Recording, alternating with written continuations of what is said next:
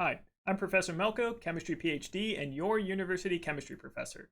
Today I'm going to talk about Lewis dot structures, molecular geometries, and what molecules would really look like if we could take a picture of them. These topics tend to be pretty hard for students, but good news, everyone! I have an easy way to explain this, so come with me, let's start the lecture.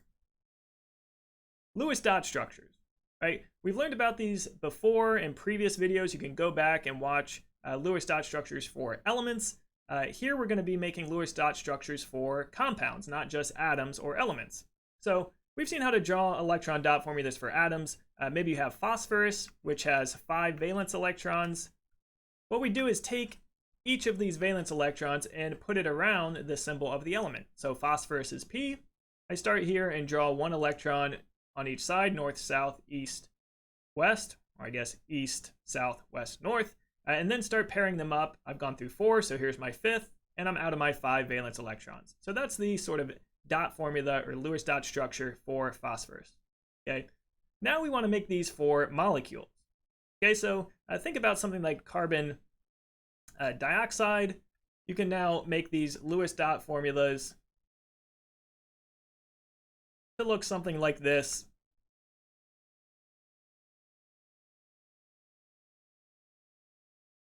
For carbon dioxide. Okay, still element symbols surrounded by dots, but what are the rules here? How did I come up with this? Let's learn the easy strategy to figure these things out.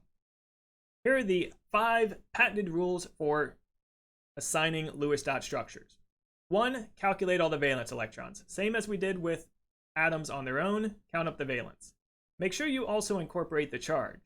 Right? So in the previous example, I showed the structure for carbon dioxide, but that would change if it was CO2 plus, or CO2 minus, or CO2 2 plus, right? That charge means I've added or taken away electrons, so keep track of that. Second, surround the central atom with 8 electrons, right? So whatever the central atom is, here it was carbon, I surrounded that with 8 electrons. Then you're going to add these other atoms. So in this case, it was oxygens. I was adding the oxygens on opposite sides around that central atom, okay? And added the remaining electrons around those oxygen atoms to complete an octet for each of those atoms. If there aren't enough electrons to make an octet, move non-bonding pairs from the central atom into these other atoms. I know this is wordy, there's a lot of rules, but we'll do several examples here so you get the hold of this.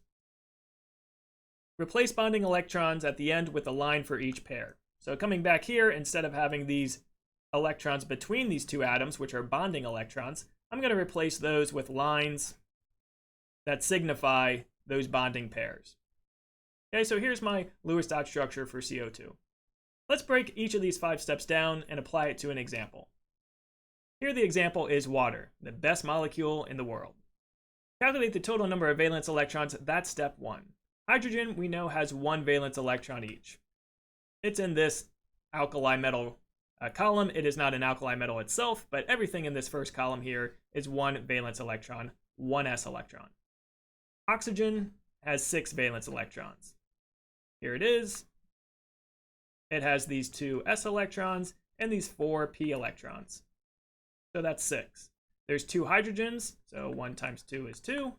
There's 1 oxygen atom, 6 times 1 is 6. Add these together, that's where we come up with 8 valence electrons. Now, pick a central atom. Usually the central atom will be listed first. Hydrogen, though, is never the central atom. So in this water molecule, where hydrogen is not the central atom has to be oxygen. I'm going to take this central atom, oxygen, and surround it with 8 electrons. Okay? Here's east, south, west, north. That's 4, 5, 6, 7, 8. And there's my central atom with 8 electrons around it. You could probably draw this much better than myself. I am no artist, as you can see. Step 3, now that I have this central atom with 8 electrons, add the other atoms around it. So I'm just going to redraw this central atom with 8 electrons. And now I'm going to add the other atoms. I have 2 hydrogens. I'll add 1 here and maybe here, completing an octet around each atom. Now I can add other electrons if I have them, but I've already used all 8. Remember, there's 8 valence electrons, and I've used them all. I have 0 left.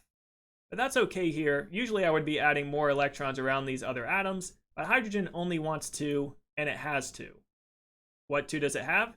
These right here. Although I've placed these next to oxygen, this is a covalent bond, so hydrogen here also has access to these 2. Hydrogen over here has access to these 2. Okay, so hydrogen is an exception. It only gets 2 electrons, and already drawn, it has access to these 2 electrons. Okay, if there weren't enough electrons here to satisfy an octet, then I would have to move some of these other electrons in between the atoms to satisfy an octet. I don't have to do that here, since hydrogen is happy with just those 2. Okay, so that's all step 4 is. If I need to move these electrons, I can. I move them off the central atom in between the central atom and the other atom, right? Where this other atom needs those electrons. Here, hydrogen doesn't, so I don't have to do this 4th step. Okay, 5th is replace each pair of bonding electrons with a line. So whereas I had this before, and I'll change things a little bit. Here is my central oxygen with 8. I've added an H here. Maybe I add an H here. Doesn't matter. There's, 4 sides. I'm putting the hydrogen on 2 different sides. Now I'm going to replace these bonding electrons, and the bonding ones are what are between 2 different atoms. I'm going to replace those with a line. I don't replace these because there's no atom written here and no atom written up here. So these 2 other pairs of electrons are known as lone pairs, non-bonding electrons. Okay, so here now would be my Lewis structure finalized for water. The bonding electrons are replaced with lines. Everything has its satisfied octet. Oxygen has 1, 2, 3, 4. Remember, each line is 2 electrons. 5, 6, 7, 8. So oxygen has access to 8 electrons. Hydrogen has access to 2 electrons, which is what it wants. 1, 2 in that bonding electron pair. 1, 2 for this hydrogen in that bonding electron pair. So this is my finalized Lewis structure for water. Let's try another example. Maybe pause the video here and try to follow these 5 steps to see if you can assign the Lewis structure for NH4+. I'm going to continue to solve it. First step, calculate the number of valence electrons. Nitrogen, oxygen had 6, so nitrogen 1 to the left has 5 valence. Hydrogen has 1, and there's 4 of them. Okay, so that's 9 valence. But then don't ignore the charge. This plus signifies 1 plus, okay? But this is a little counterintuitive. That's not an extra electron, like you might think with a plus. That's a plus overall charge, which means I've removed a negative charge. I've removed 1 electron. So this actually means I have to remove 1 electron, meaning there's 8 valence electrons total. So now let's go to number 2. Surround the central atom with 8 electrons. What's the central atom? Usually it's what comes first, and it's never hydrogen. So here the central atom has to be nitrogen. And surround that with 8 valence electrons. 1, 2, 3, 4, 5, 6, 7, 8. Okay, step 1 done, step 2 done. Step 3, add the other atoms around the central atom. I have 4 hydrogens, and you put them on opposite sides. Right? You never put all 4 hydrogens over here on the same side. You divvy them up accordingly. So each side gets 1 hydrogen. And now everything has a happy octet. Nitrogen has 8, and every hydrogen has 2 as it wants. If there are not enough electrons, move non-bonding pairs, but everything's happy. I don't really have to do step 4 here. Step 5, replace the bonding electrons with a line for each pair. And so that's what I'm going to do here. Here's a line for that, here's a line for that, here's a line for that, and here's a line for that. Okay, and now this is my Lewis structure for NH4+. Sometimes for these charged molecules, you'll signify that extra charge by putting everything in brackets and writing the charge out here. So this is now how I would show the Lewis structure for NH4 with this extra positive charge. That does it for Lewis structures. There's several more examples you can do. We're going to move on now to shapes of molecules. One of the reasons we draw Lewis structures is so that we can look at this Lewis structure and then visualize what that molecule looks like.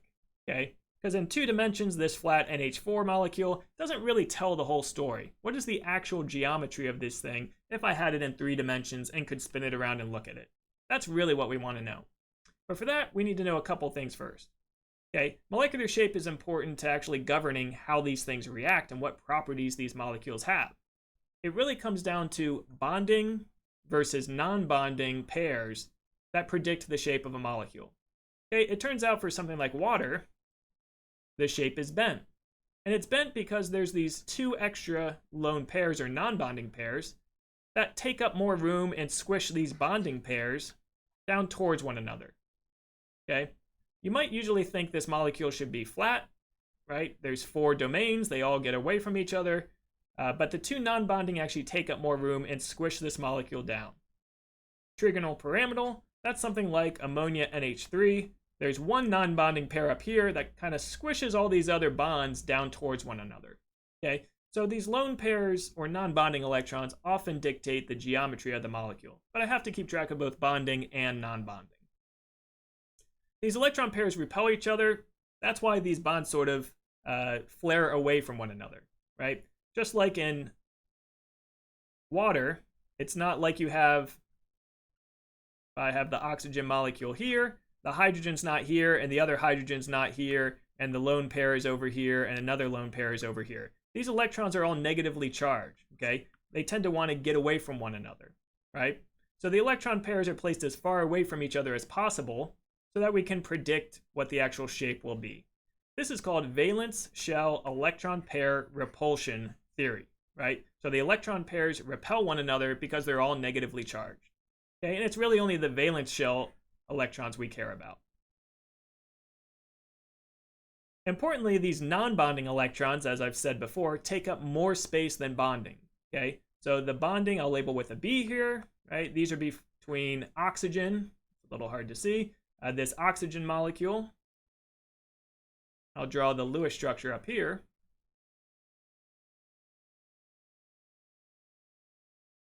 Okay, and the hydrogens here are in white. So these bonding electrons are the electrons between the oxygen and the hydrogen. The non-bonding are up here on the top. Okay, but notice the bonding electrons are sort of pinched together near one another, right? It's not like they're flat out to the sides at 180 degrees.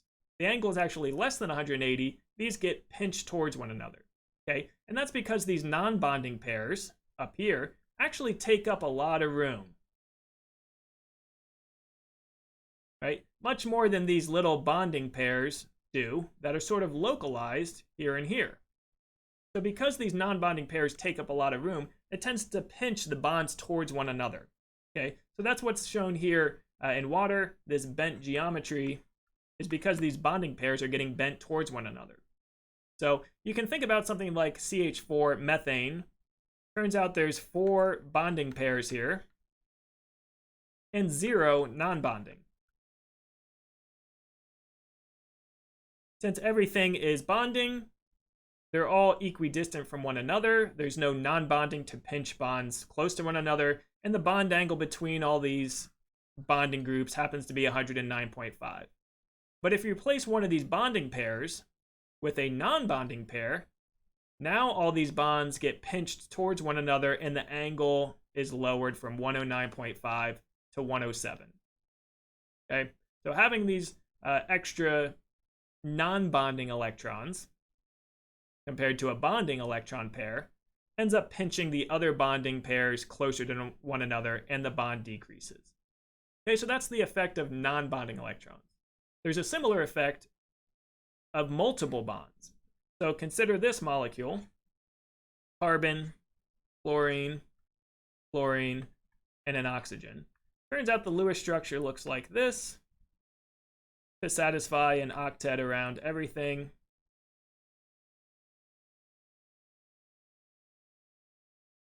Okay, the angle here is 111 degrees, and the angle here is 124 degrees. Right, so the CL-C-CL angle is much smaller than the CL-CO angle. And the reason for that is that I have this double bond here. Okay, if you remember to the previous lecture, you can go back and watch the video, each of these lines represents 2 electrons. So here I have 4 electrons. Okay, so that's many more electrons, which can exert a greater force on this lone pair of 2 electrons. Okay, if this was only a single bond over here, it wouldn't push away these chlorines nearly as much, but there's a double bond, so these chlorines are pushed far away from all 4 of these electrons, which shrinks this bond angle here down to 111 degrees and opens up this bond angle here to 124 degrees. Okay, so both non-bonding pairs and multiple bonds end up squishing all the other single bonds towards one another. Now, how we can actually assign molecular shape is by counting up these bonding versus non-bonding pairs. Okay, so remember, non-bonding are these extra Lewis dots by themselves, not replaced as lines. These are the bonding ones here that I replaced with lines. These are the non-bonding up here. Okay, so draw the Lewis structure. Here's the one for water. Count the number of bonding and non-bonding electron pairs on the central atom. So I just look at oxygen here. There is 1, 2 bonding pairs and 1, 2 non-bonding pairs. Then I come to this table here and I find in this third row here, 2 bonding, 2 non-bonding, the molecular shape is bent. So usually we're caring about molecular shape. For water, we call that shape bent. You also have electron pair geometry, right? That would be tetrahedral. Sometimes you're going to be asked for what the electron pair geometry is. That just wonders how many pairs of electrons are there on that central atom, right? And how many different sort of groups. Here there's 1, 2, 3, 4 different sort of electron pairs, which will give us a tetrahedral shape, okay? If you have multiple bonds, that's not always going to be the case, and you're going to get one of these other electron pair shapes. Most of the time, though, we care about this column here, molecular shape, and we simply come to what the bonding versus non-bonding pairs is to figure out what that molecular shape is. There are more complicated rules than this, but at this introductory chemistry level, these are sort of the ones that we care about. So let's try an example problem here. What is the molecular shape of pH3? Okay, so draw the Lewis structure, go to the chart, assign the molecular shape. Pause the video here and try for yourself. First, assign the Lewis structure. And the first step of that is counting up the valence electrons. Here is P, it has 5 valence electrons. So in total, this molecule has 8 valence electrons. Phosphorus is the central atom, and I surround it with 8 valence electrons. Then I'm going to add in the hydrogens. There's 3 of them, so I'll just pick 3 sides and write an H on each side. Lastly, I'll replace these bonding pairs, right? These pairs that are between 2 elements. So between this P and H, that's a bonding pair. I replace it with the line. Between this P and H, there's a bonding pair. I replace it with the line. Same for this bottom P and H. I'll replace it with the line. Okay, so just to draw this over again, a little cleaner, here is the Lewis dot structure I've identified for pH3. Okay, turns out this non-bonding pair will sort of pinch down these other bonding pairs, and we'll get trigonal pyramidal as our molecular shape. Okay, that is because there's 3 bonding and 1 non-bonding pair. Okay, so the bonding pairs are here, here, and here. The non-bonding pair is this pair at the top right here. So that's how I came up with 3 bonding, 1 non-bonding pair. Okay, you can see there's a couple different entries here for 4 and 0, and then it sort of depends on whether there are multiple bonds present, but that's a bit beyond the scope for now. We can talk about that in future videos. Okay, so that really does it for all the material I had in this lecture. I'll post some practice problems on these concepts in a future video. Feel free to check that out. As always, Feel free to like this video and subscribe to my channel on YouTube, or catch me over on Twitch every week where I have office hours. Feel free to stop by and ask your chemistry questions there. That'll do it for today's lecture. I'll see you next time.